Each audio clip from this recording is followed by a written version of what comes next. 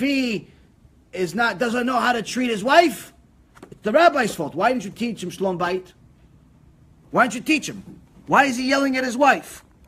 Why is he cheap to his wife? Why does he go and hang out with his parents on the weekend instead of being with his wife and kids? Why? What makes him think that he's allowed to go hang out with his parents instead of his wife? Who told? Where is it written in the books? Where? Which book said that?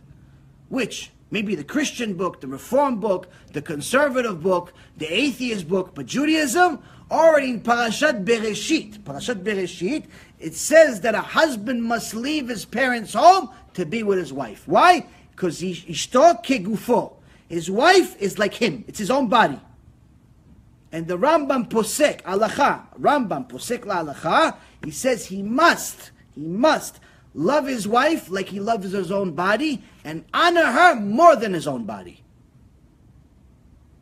Give her more honor, more respect than himself, but love her just like he loves himself. Meaning, just like he wouldn't take a few lines of cocaine to go kill himself on purpose, he has to make sure his wife is protected. Just like he wouldn't go destroy his olam haba, he makes sure that his wife is not destroying olam haba. Which also means that if she's not modest, he has to tell her, honey, you can't not be modest. Why? Because I love you. Not because I'm rebuking you because I feel like telling you what to do.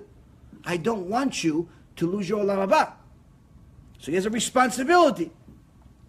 So now, if he doesn't follow this responsibility, and he goes and he hangs out with his parents on the weekend instead of with his wife and kids, he goes, hangs out with the boys and has a couple of beers with his friends. He goes and he leaves them to just live their life as if they're not really a part of his life. This is no different than eating pig. But all day, not eating pig one time. All day you're eating pig. Imagine, all day you're eating pig. You haven't stopped eating, all day eating pig. Why? Because your wife is crying all day, because you went and hung out with your friends, had a couple of beers, watched the game. She hasn't seen you in 3 days, but you decided to go watch football. Now if you ask a Jew, any Jew, even people that are not religious, you ask any Israeli, you can eat pig? Chas v'shalom. What do you think I am? I'm a Jew. I don't eat pig. Seder, I don't keep Shabbat. I don't do this. I don't eat pig. It's disgusting. It's this, it's that. I mean, you train kids, little kids, you tell them pig is disgusting, they think it's disgusting.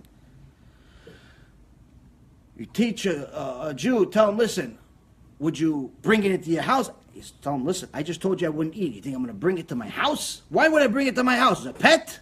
What am I going to do with it? He goes, no, to put it in your kitchen. Put it, maybe cook it for your wife, for your kids. He goes, no, I wouldn't eat it. Of course I wouldn't feed them that. So why are you making your wife miserable?